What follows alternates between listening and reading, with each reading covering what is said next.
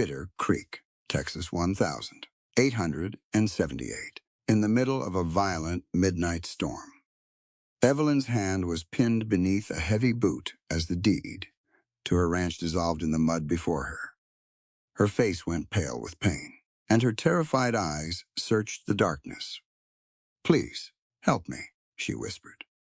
Then the unmistakable click of a Colt being cocked cut through the rain. "Take your boot off my sister-in-law's hand." Gideon Hayes stepped out of the storm, his cold eyes fixed on the men surrounding her. But could one feared gunslinger save Evelyn without plunging the entire town into a deadly war? Let's begin the story and subscribe to follow their dangerous journey into the heart of the Wild West. The Texas sky cracked open, unleashing a relentless downpour over the Bitter Creek Cemetery. Rain poured in thick sheets, turning the fresh dirt of Arthur Hayes's grave into a slick, dark mire. Evelyn stood perfectly still. The frigid water soaked right through her black mourning dress. She did not shiver. Arthur was gone. He had been a decent, hard-working man. Their marriage was a partnership of survival on a harsh frontier. It lacked the wild romance of dime novels, but it held deep mutual respect. They built the Hayes Ranch with equal sweat. He ran the cattle. She managed the books, negotiated the supply lines, and held the entire operation together. They were equals. Now she stood alone under the gray sky.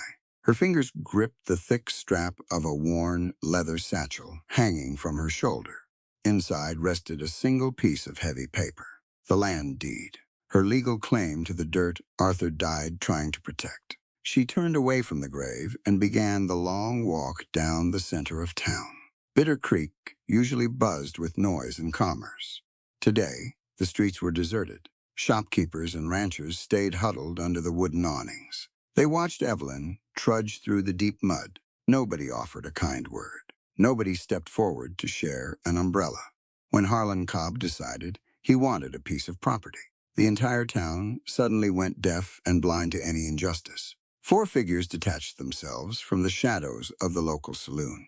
Cobb's men, they fanned out, blocking the muddy road completely. Rain dripped continuously from their wide-brimmed hats. The youngest among them, a scruffy kid with mean, restless eyes, spat a dark stream of tobacco juice directly in front of Evelyn's boots. "Where are you rushing off to?" "Widow Hayes." The leader sneered. He was a massive brute with a jagged white scar cutting across his jawline. "You belong at home, crying. A woman has no business wandering around town, handling property matters." "Move," Evelyn said. Her voice remained steady. She kept her chin high. "A female doesn't have a right to hold land all by herself." The scarred man laughed, stepping closer. "It goes against nature. Cobb is doing you a massive favor. He is willing to take that heavy burden right off your delicate hands." "The law says otherwise," Evelyn replied. She tightened her grip on the leather strap. "A woman's legal rights do not vanish into the earth just because her husband is buried there. Property laws apply to everyone equally. We are human beings, citizens of this state, not livestock to be traded and claimed. Now, step aside." The men closed the circle. The youngest boy lunged forward and grabbed the leather satchel. Evelyn fought back instantly. She twisted her body to protect the bag, planting her boots firmly in the muck. The scarred man reached out and shoved her shoulder with brutal force. Evelyn lost her footing and crashed hard into the street. Cold mud splashed across her face and ruined her mourning clothes. The boy tore the satchel open with a violent jerk. He pulled out the folded land deed. "Look at this," the kid mocked. He waved the vital paper in the heavy rain. "She really thinks ink on a page means something out here. She thinks a piece of paper makes her an equal to men."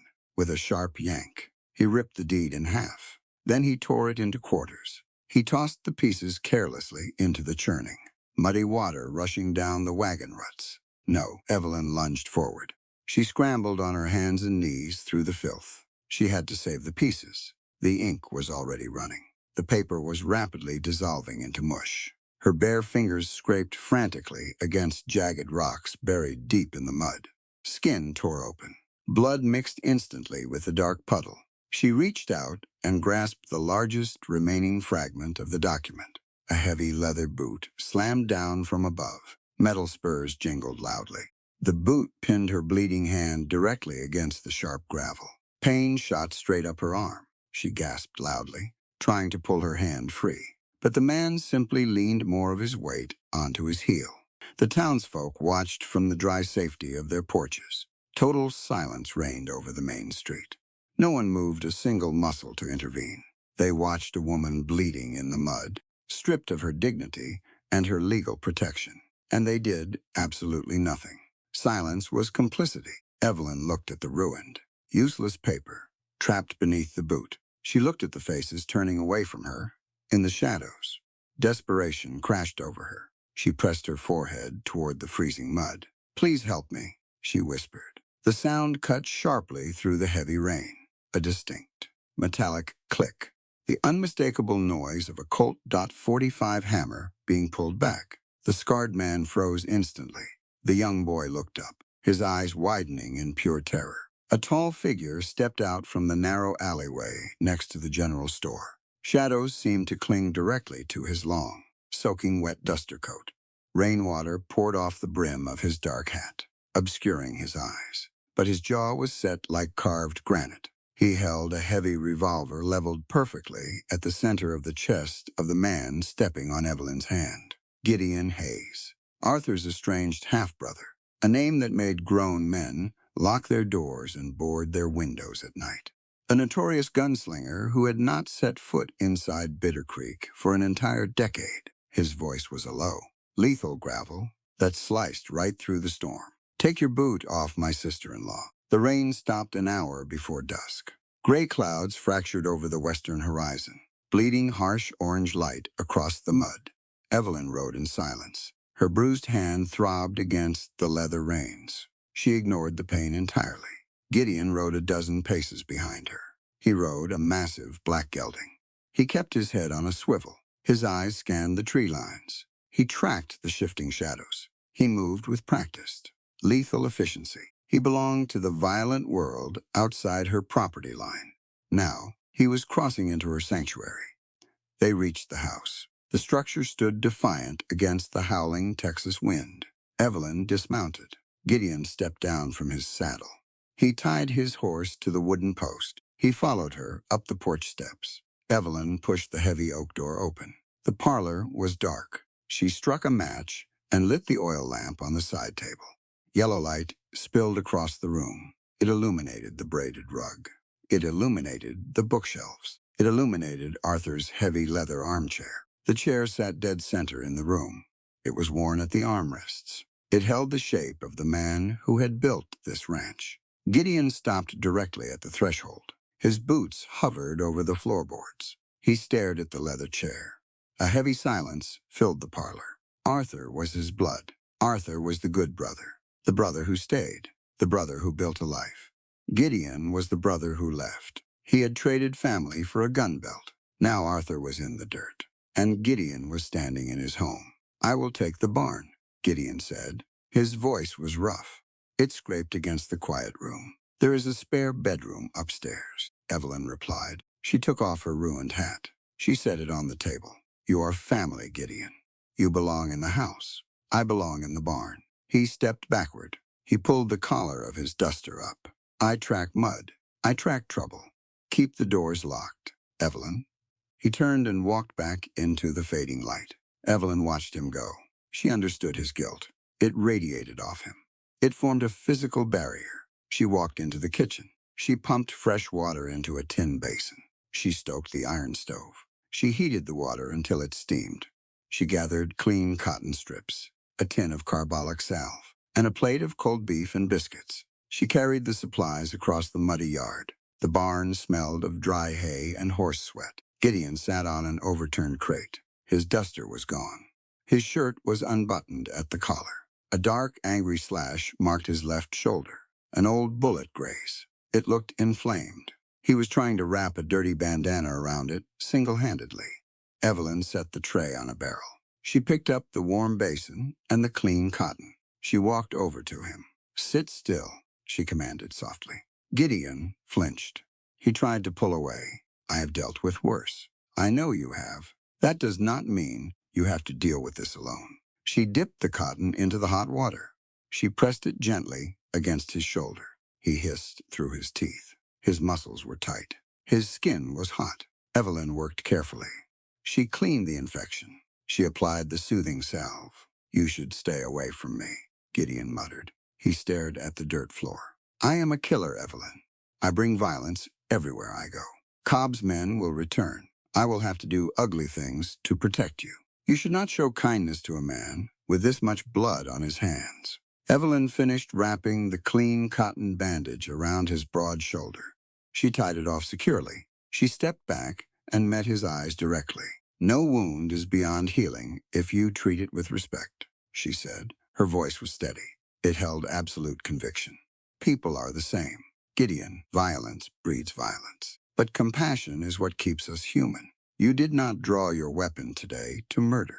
You drew it to defend. There is a profound difference. You deserve to be treated like a human being, not a weapon. Gideon stared at her. He blinked slowly. The defensive armor around his shoulders dropped just a fraction. He looked at the plate of food. He looked back at her. Eat your dinner, she instructed softly. I will take first watch. Dawn brought trouble. It arrived in a cloud of thick brown dust on the southern horizon. Evelyn stood on the porch with a cup of black coffee. Gideon stood right beside her, his thumbs hooked into his gun belt. They watched 4 riders approach the boundary line. Harlan Cobb's men. The men did not cross the fence. They stopped just on the other side of the property marker. They pitched 3 canvas tents. They built a large, smoking fire. They shouted crude insults across the open pasture. Around noon, 2 of the men dragged something heavy from the back of a wagon. They hoisted it over the wooden rail, a dead calf. They threw it directly into the dirt on Evelyn's side of the fence.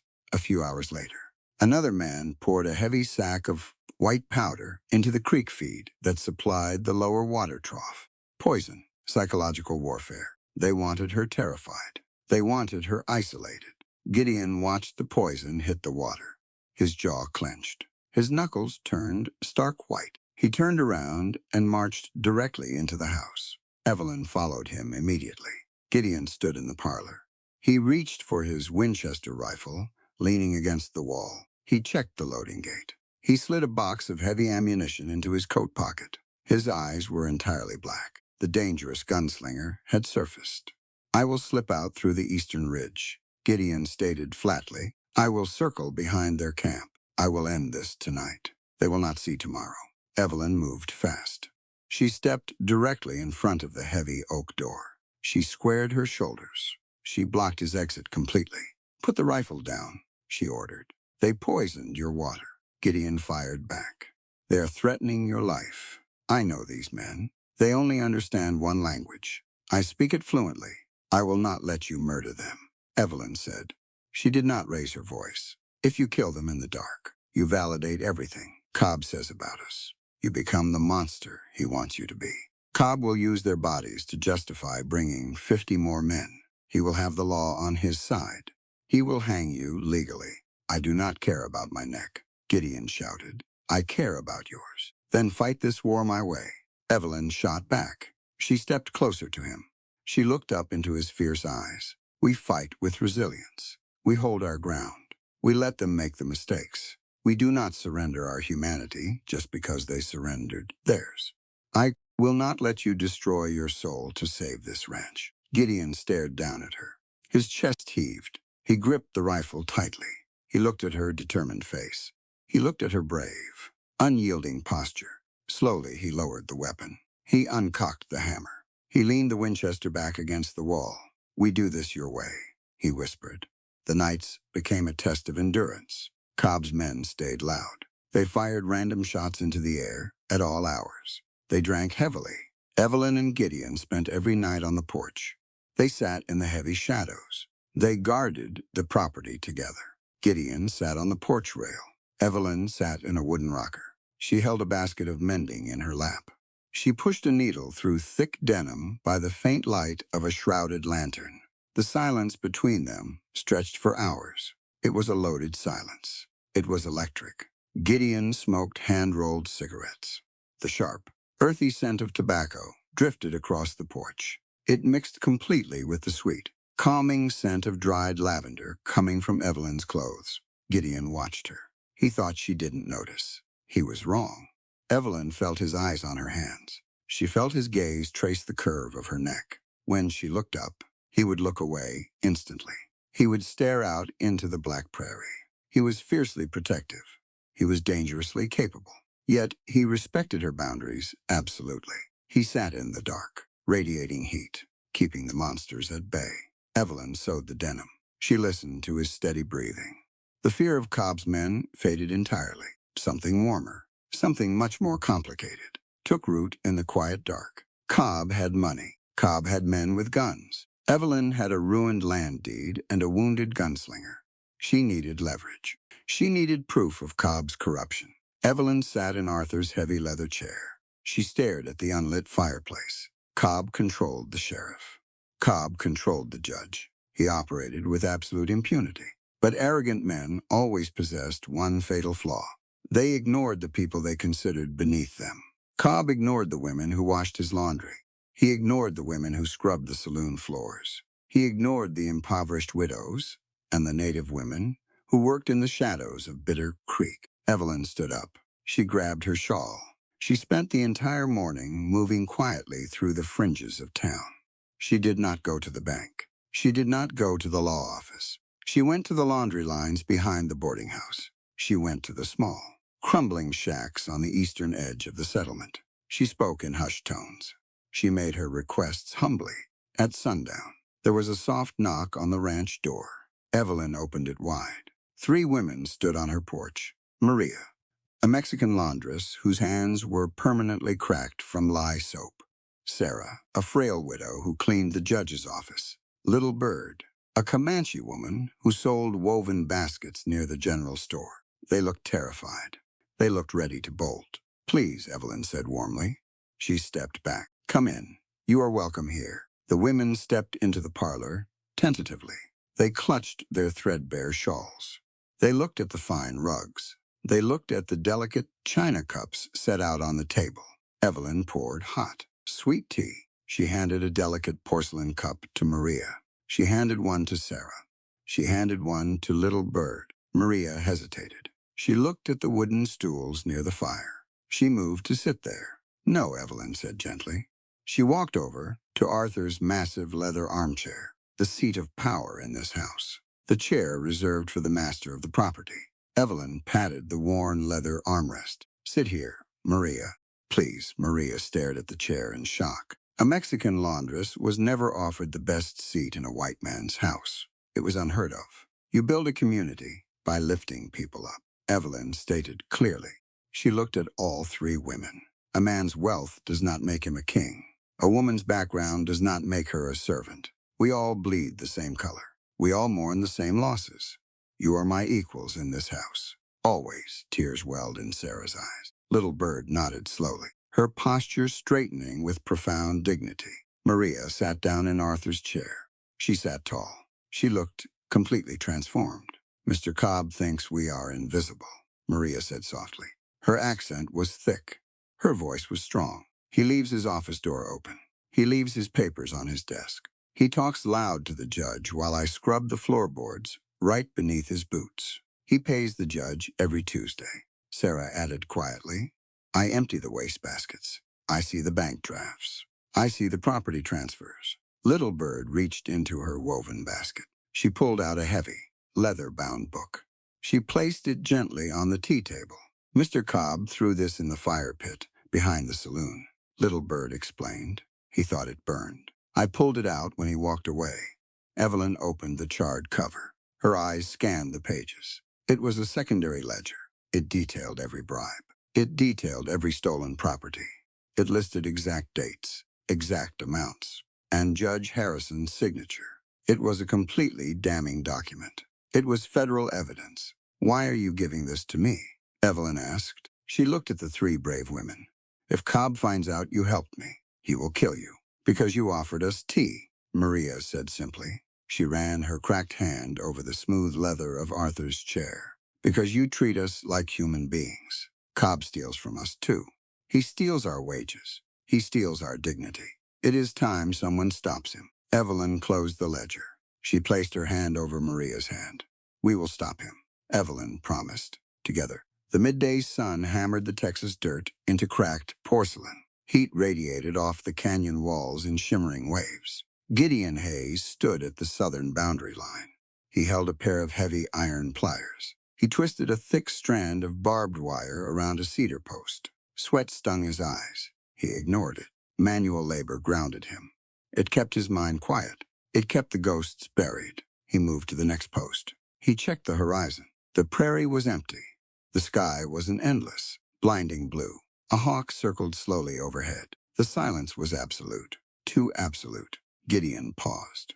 He let the iron pliers drop into the dirt. He did not turn his head. He listened to the wind. He listened to the subtle absence of insect noise near the dry creek bed. Footsteps, boot heels crushing dry grass. 4 distinct rhythms. They were fanning out. They were trying to surround him. Harlan Cobb's men had finally lost their patience. Gideon stood perfectly still. His heavy duster coat hung open. His hands hovered inches above his twin Colt .45 revolvers. His heart rate slowed to a calm, steady crawl. This was his element. This was the violent arithmetic he had survived by for 10 long years. 4 men, 4 targets. He could draw, fire, and drop all 4 before the first man even cleared leather. It would be a slaughter.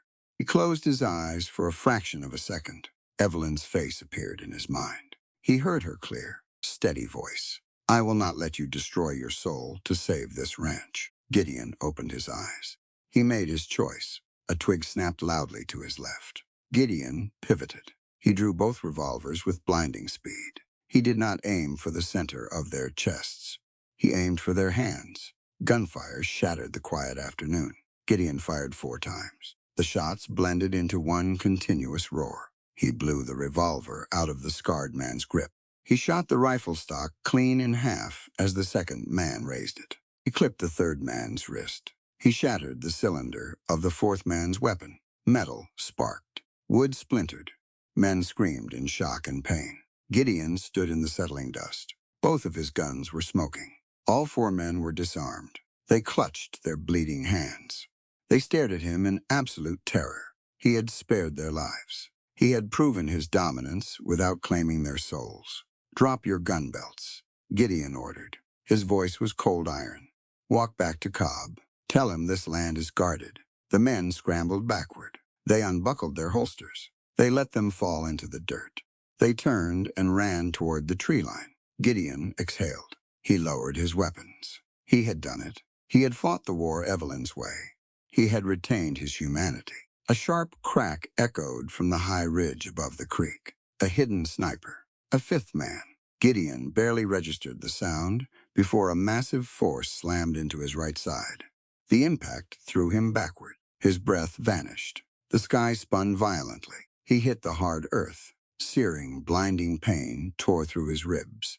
He gasped for air. He tasted copper. He tried to raise his weapon. His right arm refused to obey. Heavy boots crunched on the gravel. The 4 disarmed men returned. They were joined by a 5th man holding a smoking Winchester. You should have killed us. Hayes, the scarred man, sneered. He kicked Gideon's revolvers away. Cobb pays a bonus for famous scalps. A heavy boot slammed into Gideon's jaw. The world flashed white. Another kick found his stomach. Another hit his wounded ribs. Gideon fought to stay conscious. He curled inward. He refused to give them the satisfaction of a scream. They beat him ruthlessly. They beat him until the canyon walls faded into blackness. Throw him in the ravine. A voice ordered from a great distance. Let the buzzards finish it. Hands dragged him across the rough dirt. He fell into the dark. Miles away, Evelyn sat in the parlor. Arthur's heavy leather armchair sat silent and empty in the corner. She held a book, but she was not reading. She was staring at the grandfather clock. Gideon was late. A loud, frantic whinny pierced the evening air. Evelyn dropped her book. She ran out to the porch. Gideon's massive black gelding stood near the water trough. The horse was covered in nervous sweat. The saddle was empty. Blood smeared the leather pommel. Evelyn did not scream. She did not panic. Panic was a useless indulgence. She ran to the barn. She grabbed a lantern, a coil of rope, and her medical bag. She saddled her own mare in record time. She mounted up and spurred the horse out of the yard. She rode directly toward the southern boundary. The sun dipped below the horizon. The prairie plunged into deep shadow. Evelyn rode hard. She tracked the path Gideon had taken earlier that morning. She reached the fence line. She found the abandoned tools. She found the dropped gun belts. She saw the blood pooled in the dirt. She dismounted. She lit the lantern. She followed the drag marks. They led straight to the edge of a deep, dry ravine. Evelyn scrambled down the steep, rocky embankment. Loose gravel tore at her skirts. She held the lantern high. The yellow light cut through the gloom. Gideon lay at the bottom. He was completely still. Evelyn rushed to his side. She dropped to her knees in the dirt. He was covered in blood. His face was severely bruised. A dark spreading stain soaked his right side. She pressed her fingers to his neck. A pulse beat weakly against her skin. Gideon, she whispered fiercely. Gideon, open your eyes. He did not move. Evelyn did not wait for a savior. She became one. She looped the rope around his chest. She anchored the other end to her horse at the top of the ridge. She used every ounce of physical strength she possessed. She hauled his heavy, unconscious frame up the steep incline. Her muscles screamed. Her hands blistered. She refused to stop. She managed to drape him over her saddle. She secured him tight. She walked beside the horse all the way back to the ranch. The night was pitch black. The wind was cold. She spoke to him the entire way. She told him to hold on. She told him he was not allowed to die in the dark. The parlor transformed into a hospital ward. Evelyn dragged a sturdy canvas cot directly into the center of the room. She placed it right beside Arthur's leather armchair. She stripped Gideon of his blood-soaked coat and ruined shirt. She worked with clinical, desperate efficiency. The bullet had entered his right side. It had broken a rib. It had exited cleanly out his back. It was a brutal wound, but no vital organs were shattered. The real danger was infection. The real danger was the fever already burning through his skin. Evelyn opened her medical bag. She brought out dried willow bark. She brought out yarrow root. These were remedies taught to her by the local native women. She respected their ancient knowledge completely. Western medicine offered crude amputations and whiskey. Evelyn chose the healing power of the earth. She boiled water on the stove. She steeped the willow bark to bring down the fever. She crushed the yarrow into a thick poultice to pack the gunshot wound. She worked through the night. She did not sleep. Gideon burned. For 3 days, he drifted in a violent, feverish delirium. He thrashed against the sheets. He muttered broken, haunted sentences. He spoke to ghosts. He spoke to men he had killed in dusty frontier towns. He begged for forgiveness from faces Evelyn could not see. Evelyn sat in Arthur's armchair. She held cool, wet cloths to Gideon's burning forehead. She trickled water past his cracked lips. She listened to his nightmares. She did not judge him. She witnessed the immense, crushing weight of his trauma. On the 3rd night, the fever spiked dangerously high. Gideon's eyes snapped open. They were glassy and unfocused. He looked directly at Evelyn, but he did not see her in the present. He saw an angel of mercy standing in his personal hell. You should have left me in the dirt. Gideon rasped. His voice was ragged. He reached out with a trembling hand. He gripped her wrist. I am filthy. Evelyn, my hands are completely stained. Your hands are healing, Evelyn said softly. She did not pull away. She covered his large, shaking hand with her own. I wanted to kill them, he confessed. A tear slipped down his bruised face. It was a shocking sight. A legendary gunslinger weeping in the dark. I wanted to butcher Cobb's men. I wanted to burn their camp. I have a monster inside my chest. It always wants blood, but you did not kill them, Evelyn reminded him firmly. You chose a different path. You chose restraint. A man is defined by his choices. Gideon, you are a good man. I am not good, he choked out. He tried to sit up. Pain forced him back down against the pillow. I look at you. I look at you every single day. I want you. I crave you. It is a sin. You are Arthur's wife. You are pure. I am broken. I am too dirty to even touch you. Evelyn went perfectly still. The confession hung in the quiet parlor. The grandfather clock ticked steadily. Arthur's empty leather armchair sat right beside them. It did not judge. It simply bore witness to the absolute truth of human frailty and desire. Evelyn stood up. She walked to the wash basin. She poured fresh, warm water into the bowl. She picked up a clean cotton cloth. She walked back to the cot. She sat on the very edge of the mattress. Arthur is gone, Evelyn stated quietly. I loved him as a true friend. I honored our marriage, but he is at peace. This house belongs to the living. She dipped the cloth into the warm water. She wrung it out. You think love is a prize for perfection, Evelyn said. She uncurled his tight, trembling fists. You think you have to be spotless to be worthy of care. That is a lie taught by cruel men. True love is not about dominance. It is not about claiming a flawless prize. It is about sitting in the dark with someone and accepting their shattered pieces. She began to wash his broad, scarred chest. She wiped away the dried blood. She wiped away the sweat. Her touch was deliberate. Her touch was profoundly tender. I see your scars, she murmured. The warm cloth traced the old, pale lines of past battles on his skin. I see your guilt. I see the violence you carry. I accept all of it. You are not a monster to me, Gideon. You are just a man who has been carrying a heavy burden entirely alone for too long. Gideon stared up at her. The wild, feverish panic in his eyes slowly began to recede. His chest hitched. He let out a long, ragged exhale. The fight drained out of him completely. He surrendered to her care. Evelyn, he whispered. Rest, she answered. She smoothed the damp hair back from his forehead. I am right here. I am not going anywhere. Gideon closed his eyes. His breathing deepened. His muscles finally relaxed. The fever broke just before dawn. A full week passed. The Texas heat remained punishing. Gideon healed with remarkable speed. The yarrow poultice had drawn out the infection perfectly. He was walking around the ranch again. He moved with a stiff, careful gait, but his strength was returning. The agonizing tension between him and Evelyn had transformed into something profound. They shared quiet morning coffees on the porch. They shared long, unspoken glances.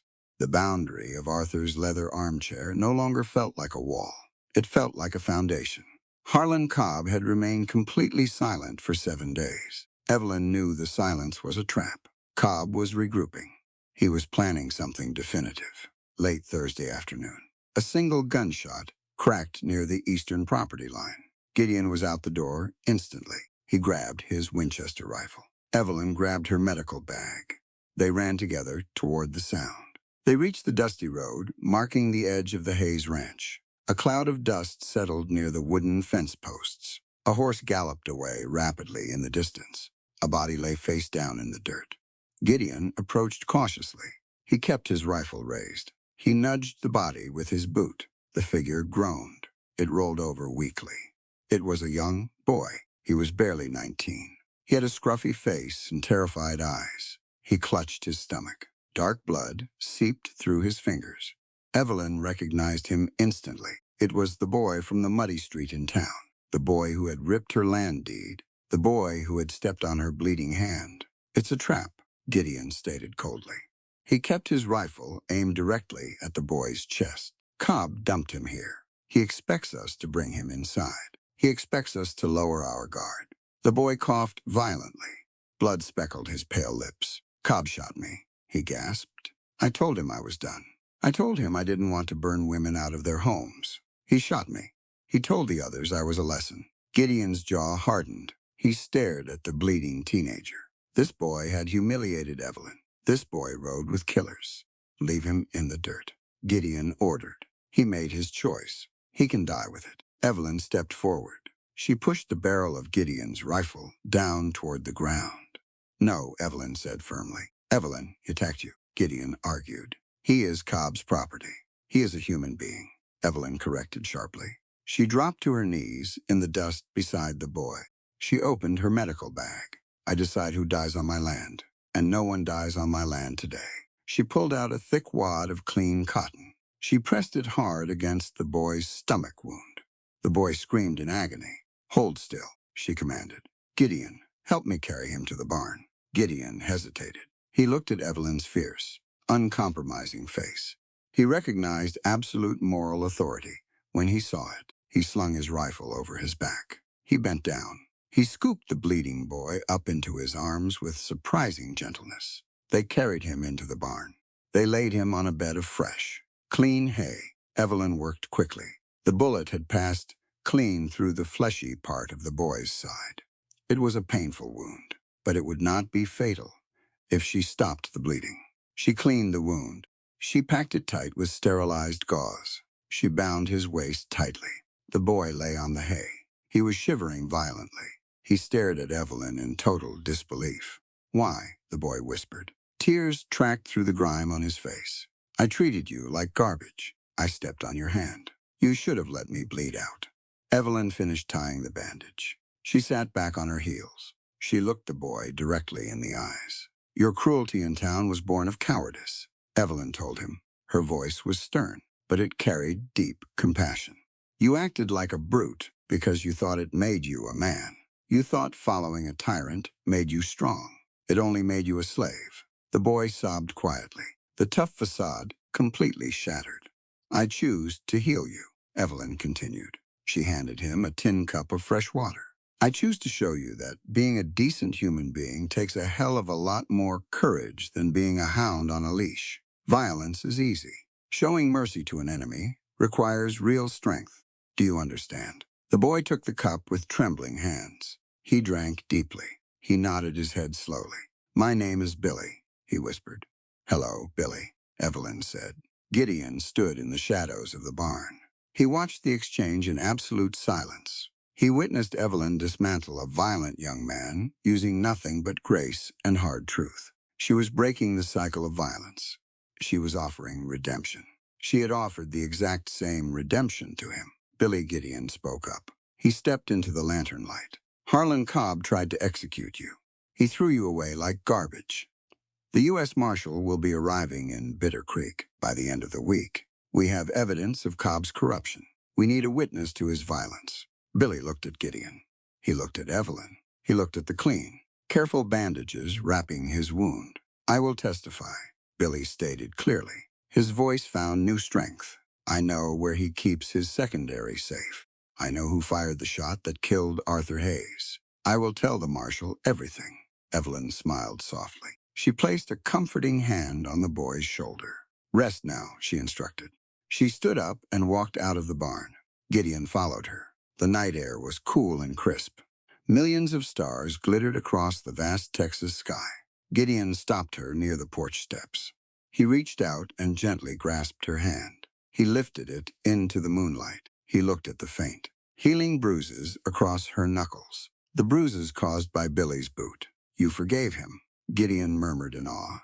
"I gave him a chance to be better," Evelyn replied. She stepped closer to Gideon. "People need to know they have a choice. Cobb tells these young men they are only worth the violence they can inflict. I want them to know their lives have inherent value."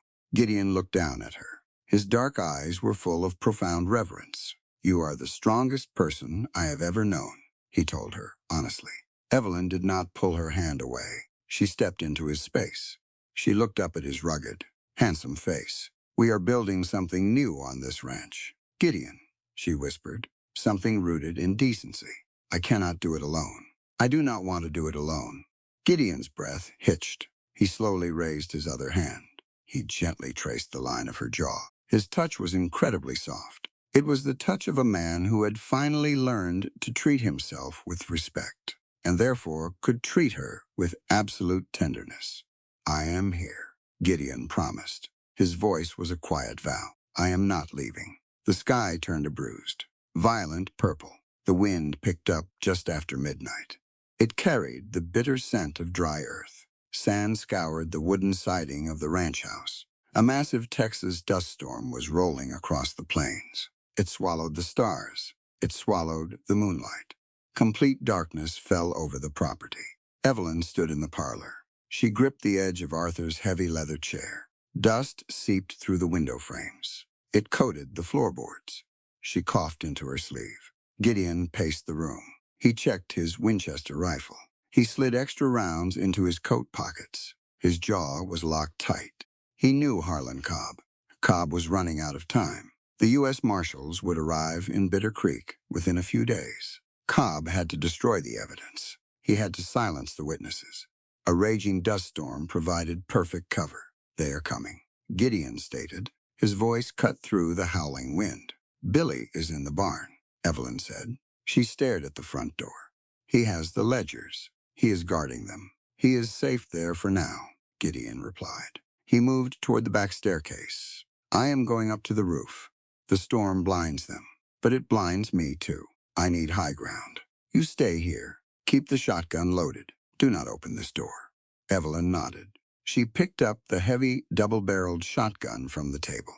"Protect the boy. Gideon, he trusted us." "I will," Gideon promised. He disappeared up the stairs. Outside, the storm raged. Sand whipped across the yard in blinding sheets. Gideon forced the attic window open. He climbed out onto the sloping shingle roof. The wind nearly tore him right off the edge. He flattened his body against the wood. He crawled toward the peak. He braced his boots against the chimney. He raised the Winchester. He stared into the swirling black dust. 10 minutes passed. 20. The wind screamed. Then a flicker of orange light broke through the darkness. Torches, riders emerged from the dust. 7 men. They wore bandanas over their faces. They rode hard. They carried burning pitch-soaked branches. They did not shout. They did not announce themselves. They came to burn the property to the ground. Harlan Cobb rode at the center of the formation. He sat on a massive gray stallion. He pointed a gloved hand directly at the barn. Gideon aimed his rifle. He tracked Cobb through the iron sights. The wind buffeted the gun barrel. Gideon steadied his breathing. He timed his heartbeats. The crosshairs rested perfectly on Cobb's head. One squeeze of the trigger. One bullet. The tyrant would fall. The war would end instantly. A loud crash echoed across the yard. One of Cobb's men hurled a burning torch straight through the barn window. Dry hay caught instantly. Flames erupted inside the wooden structure.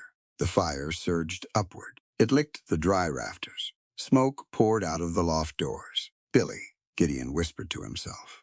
The boy was trapped inside. The ledgers were trapped inside. Gideon stared down the rifle barrel. Cobb sat on his horse, completely exposed. A perfect target. Vengeance offered itself on a silver platter. Killing Cobb would be so easy. It would satisfy the dark. Violent craving inside Gideon's chest. It would balance the scales in blood. Evelyn's voice echoed in his memory. "I will not let you destroy your soul to save this ranch." Gideon lowered the rifle. He chose a different path. He slid down the roof. He dropped onto the porch awning. He jumped to the ground. He hit the dirt rolling. He ignored Cobb completely. He ignored the armed riders. He sprinted directly toward the burning barn. The heat hit him like a physical blow. Flames devoured the large double doors. Smoke billowed into the dark sky. Gideon pulled his coat up over his mouth. He kicked the side door open. He plunged into the inferno. The air was toxic. Thick black smoke blinded him. Burning embers rained down from the ceiling. The roar of the fire drowned out the storm outside. "Billy," Gideon roared. He coughed violently. "Billy, answer me." "Here," a weak voice called out. Gideon crawled on his hands and knees. The heat blistered his skin. He navigated the burning stalls. He found Billy, huddled in the back corner. A flaming support beam had collapsed. It pinned the boy's leg to the dirt floor. Billy clutched the leather-bound ledger tightly against his chest. Tears streamed down his soot-stained face. "I couldn't move," Billy sobbed. "I saved the book. I saved it." "You did good," Gideon said. He grabbed the burning wooden beam. He ignored the searing pain in his palms. He hoisted the heavy timber upward. "Pull your leg out now." Billy scrambled backward. He dragged his injured leg free. Gideon dropped the beam. Sparks flew everywhere. The roof groaned loudly. It was preparing to cave in entirely. "Hold on to my coat," Gideon commanded. He grabbed the boy by the collar. He hoisted Billy up. They staggered blindly toward the exit.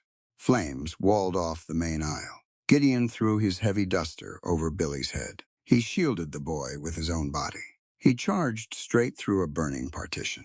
Fire licked at his boots.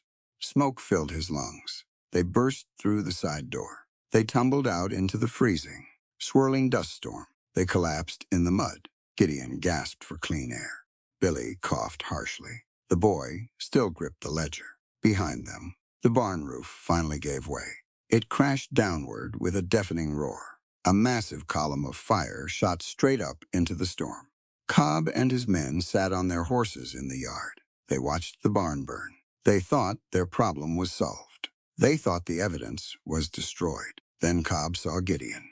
Gideon stood up slowly. He placed himself firmly between Billy and the riders. He was covered in soot. His clothes were singed. His hands were burned. He stared directly at Harlan Cobb. He did not reach for his guns. He stood his ground. Burn the house. Cobb screamed over the wind. He pointed at the main ranch house. Burn it all down. The front door of the house flew open. Evelyn stepped out onto the porch. She raised the heavy, double-barreled shotgun. She fired a warning shot straight up into the air. The blast echoed like thunder. "This property is defended," Evelyn shouted fiercely. "The next shot goes into the center of your chest. Mr. Cobb, right off my land." Cobb sneered. He drew his revolver. He aimed at Evelyn. He never pulled the trigger. A loud, piercing whistle cut through the storm. From the darkness of the main road, a dozen lanterns appeared. Riders galloped into the yard. They wore heavy canvas coats. They wore silver stars pinned to their chests. The United States Marshals had arrived. "Drop your weapons," the lead marshal bellowed. He leveled a repeater rifle at Cobb. "Federal law. Surrender your firearms immediately." Cobb froze. His men panicked. Two of them dropped their torches and fled into the dark. The others threw their hands up in surrender. They let their guns clatter into the dirt. Cobb stared at the marshal. He stared at Evelyn on the porch. He stared at Gideon, standing proudly in the mud, protecting the young witness. The tyrant realized he had lost. His empire of fear was collapsing. Gideon looked at Cobb. He felt no rage. He felt no thirst for blood. He had walked through the fire. He had saved a life instead of taking one. His soul belonged to him again. Morning broke cold and clear. The dust storm had passed completely. The Texas sky returned to a brilliant, washed-out blue. The barn was a pile of smoldering black ash. Smoke drifted lazily upward. The stench of charred wood hung heavy over the property. Evelyn stood in the center of the yard. She wore a clean blue dress. Her hair was pulled back tightly. She watched the federal deputies secure Cobb's men. They tied their wrists with heavy rope. They marched them toward the transport wagons. Billy sat on the porch steps. A deputy bandaged his injured leg. The boy looked exhausted, but his eyes were clear. He had survived the fire. He had survived his own mistakes. He was ready to tell the truth. Harlan Cobb stood near the water trough. He was unchained. The lead marshal, a stern man named Vance Holden, wanted a formal statement before applying the irons. Cobb was furious. His expensive suit was covered in gray ash. He paced back and forth. He glared at everyone around him. "This is a massive overreach of federal authority." Cobb spat. He pointed a finger at Marshal Holden. "I own this county. Judge Harrison will have your badge for this. You cannot arrest me on the word of a hysterical widow and a teenage thief. We are not arresting you on their word alone." Marshal Holden replied calmly. He turned toward Evelyn. "Mrs. Hayes, do you have the document?" Evelyn walked forward. She held the leather-bound ledger. It was scorched around the edges, but the pages were intact. She handed it directly to Marshal Holden. "This ledger details every bribe paid to Judge Harrison over the last 5 years," Evelyn stated loudly. Her voice carried across the quiet yard. Everyone stopped to listen. "It lists stolen property. It lists extortion payments. It proves that my husband, Arthur Hayes, was murdered because he discovered the truth about the Eastern Ridge boundaries." Cobb turned pale. He stared at the ledger. He knew his entire operation was hidden inside those pages. He knew Judge Harrison would hang right beside him. Panic consumed his rational mind. "Lies," Cobb screamed. He lunged toward Evelyn. He moved with desperate, animal speed. He reached inside his coat. He drew a hidden Derringer pistol. He aimed it directly at Evelyn's chest. Marshal Holden shouted. Deputies scrambled for their weapons. They were too slow. Gideon Hayes was not slow. Gideon moved faster than human thought. He did not consciously decide to act. 10 years of pure, raw survival instinct took over. His hands were burned and blistered from the fire, but his muscle memory was flawless. He drew his right Colt .45. The heavy revolver cleared the holster in a blur of motion. Crack! A single gunshot shattered the morning air. Cobb screamed in agony. The derringer spun out of his hand. It clattered into the dirt. Gideon's bullet had struck the metal barrel of Cobb's weapon. The impact shattered the small gun entirely. The shockwave fractured Cobb's wrist. Cobb fell to his knees. He clutched his broken arm. He sobbed into the dust. Gideon stood perfectly still. His revolver was aimed squarely at Cobb. Smoke curled from the barrel. He had saved Evelyn's life. He had disarmed a deadly threat. He had not killed the man. He holstered his weapon smoothly. He stepped back. Marshal Holden stared at Gideon in absolute awe. He had heard the wild stories about the legendary Gideon Hayes. He had never believed them until this exact moment. Secure the prisoner, Holden ordered his deputies. His voice shook slightly. 2 deputies dragged Cobb up from the mud. They slapped heavy iron cuffs onto his wrists. Cobb did not fight back. He looked completely broken. The arrogant tyrant was reduced to a sniveling coward. Marshal Holden turned to Evelyn. He tipped his hat respectfully. "You have done a great service to this state, Mrs. Hayes," Holden said. "We will take him to San Antonio. He will face a federal judge. He will never set foot in Bitter Creek again." Evelyn nodded slowly. She looked at Cobb. She did not gloat. She did not smile. She simply looked at a man who had chosen greed over basic humanity. "This land doesn't belong to the men who spill blood to steal it," Evelyn declared. She spoke to Cobb. She spoke to the deputies. She spoke to the vast, open prairie. "It belongs to those who sweat to sow the seeds. It belongs to those who respect life. It belongs to those who protect the vulnerable. You thought we were weak because we chose peace. You were entirely wrong. Peace requires a strength you will never possess." Cobb looked away. He had no response. The deputies hauled him toward the prison wagon. Evelyn walked over to Gideon. She stood very close to him.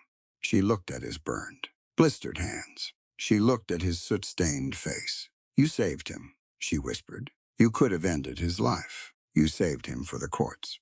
"I am done being a judge and jury," Gideon replied softly. He looked deep into her eyes. "I am done carrying that weight. You taught me how to put it down." "Thank you," Evelyn said. "No," Gideon corrected her. He reached out and gently touched her cheek with his bandaged hand. "Thank you. You saved my life, Evelyn, long before you pulled me out of that ravine." 2 days passed. The ranch returned to a quiet, steady rhythm. The ashes of the barn were cleared away. New lumber was ordered. The poison was drained from the creek. Fresh, clear water flowed into the lower troughs. The shadow of Harlan Cobb was gone forever. Late Friday afternoon, the sun began to set. It painted the Texas sky in brilliant strokes of gold, crimson, and deep violet. Evelyn walked out of the house. She wiped her hands on her apron. She looked for Gideon. He was not on the porch. He was not near the water pump. She found him at the far edge of the property. He stood beside Arthur's grave. Gideon wore his heavy duster coat. His saddlebags were packed. His massive black gelding was saddled and tied to a nearby tree. He was preparing to leave. Evelyn's breath caught in her throat. She walked slowly through the tall prairie grass. She stopped a few feet away from him. "You are leaving," she said quietly. It was a statement, not a question. Gideon did not turn around. He stared at the wooden cross, marking his brother's resting place. "The threat is gone," Gideon said. His voice was thick with emotion. "Cobb is in a federal cell. The local judge has been arrested. Your property is secure. You are safe now. Evelyn, my job here is finished." "Your job," Evelyn repeated. She crossed her arms. "Is that what this was? A job?" Gideon finally turned to face her. His dark eyes were full of profound sorrow. "I am a violent man. Evelyn," he whispered. He gestured to his heavy gun belt. "I belong on the trail. I belong in the dust. You are building a home here. You are building a sanctuary. You do not need a killer sleeping in your barn. You do not need the town whispering about the gunslinger living with Arthur's widow. I will only tarnish what you are trying to create." "You are a stubborn fool," Evelyn said softly. She closed the distance between them. She stepped right up to his chest. She looked up into his tormented face. She saw the fear hiding behind his tough exterior. He was terrified of ruining her. He was terrified of finally being happy. You think you have to earn your place in this world through bloodshed, Evelyn told him. She reached out. She rested her hands lightly on his waist. You think your only value is the speed of your draw. You are entirely wrong. Arthur knew you were a good man. He always knew it. That is why he loved you. That is why I love you. Gideon froze. He stopped breathing entirely.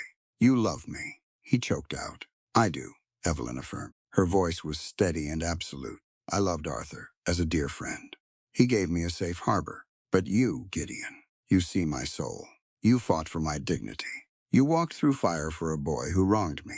You proved that a broken man can heal. She moved her hands down to his heavy leather gun belt. She gripped the large iron buckle. She popped it open. Gideon watched her in stunned silence. He did not stop her.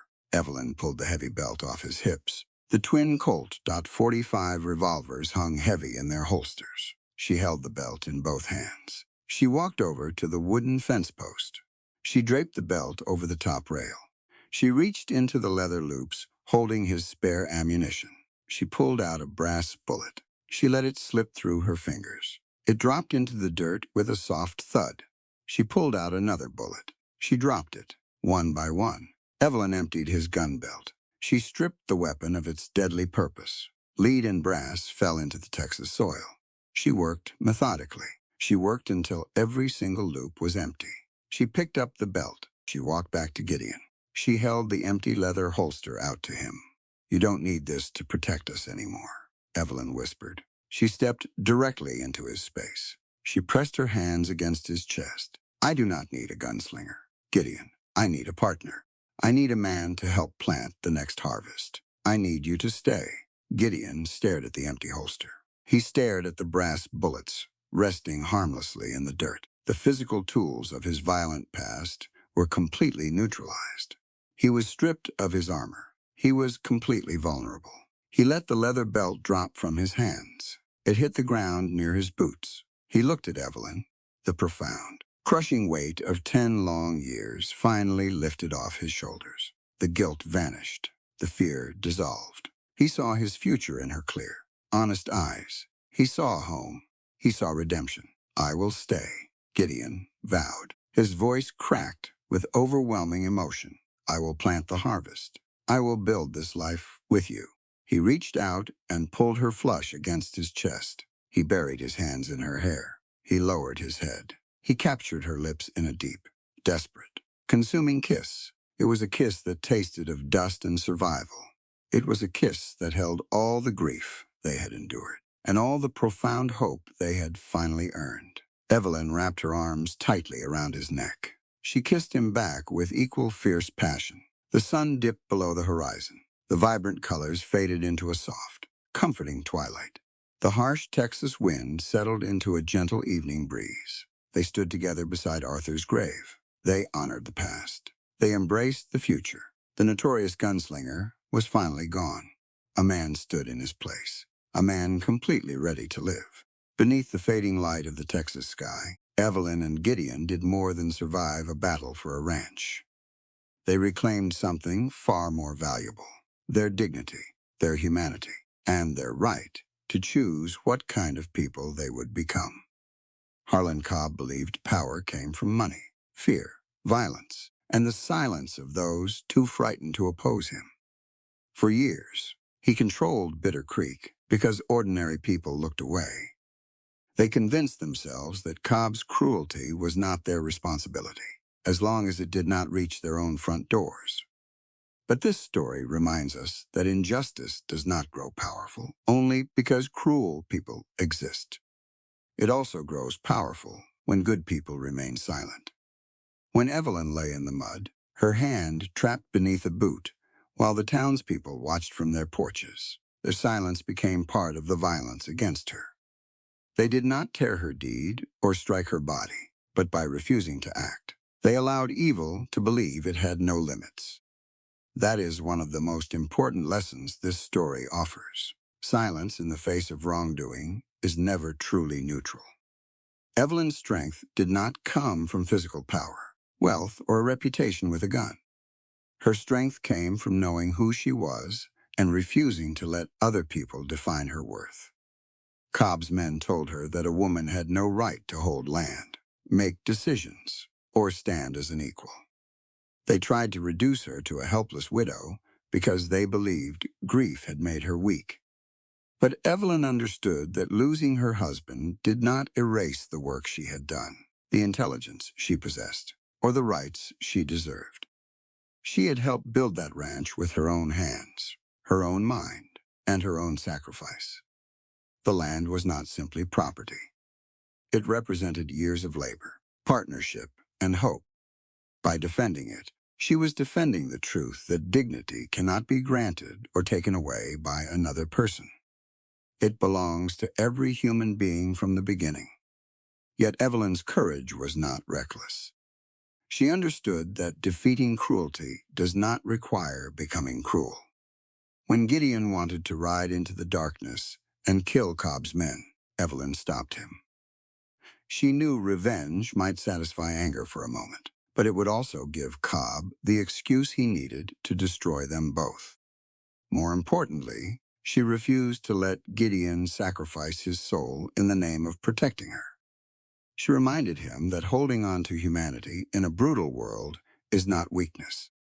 It is one of the hardest and bravest choices a person can make. Anyone can strike back when consumed by rage. True strength is having the power to destroy an enemy and choosing justice instead. Gideon's journey is therefore not simply the story of a dangerous gunslinger saving a vulnerable widow. It is the story of a wounded man learning that he is more than the worst things he has done. For 10 years, Gideon believed his only value came from the speed of his draw and his ability to survive violence. He saw himself as a weapon, not a man. He believed he belonged in barns, on lonely trails, and outside the warmth of decent homes. His guilt became a prison he carried wherever he went. Even when Evelyn welcomed him inside, he insisted that he belonged among the horses because he did not believe he deserved kindness. But Evelyn saw what Gideon could not see in himself. She saw the difference between violence used for domination and strength used for protection.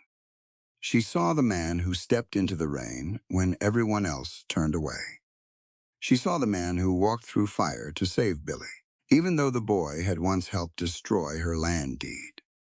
That moment revealed Gideon's true character. He did not save only someone innocent or loyal to him.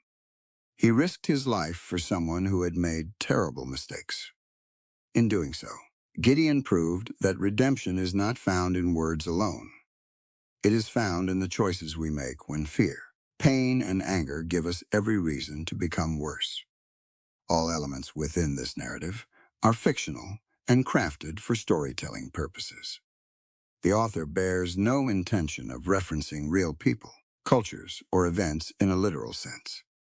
Readers are encouraged to engage with the work as a piece of creative expression rather than documented reality.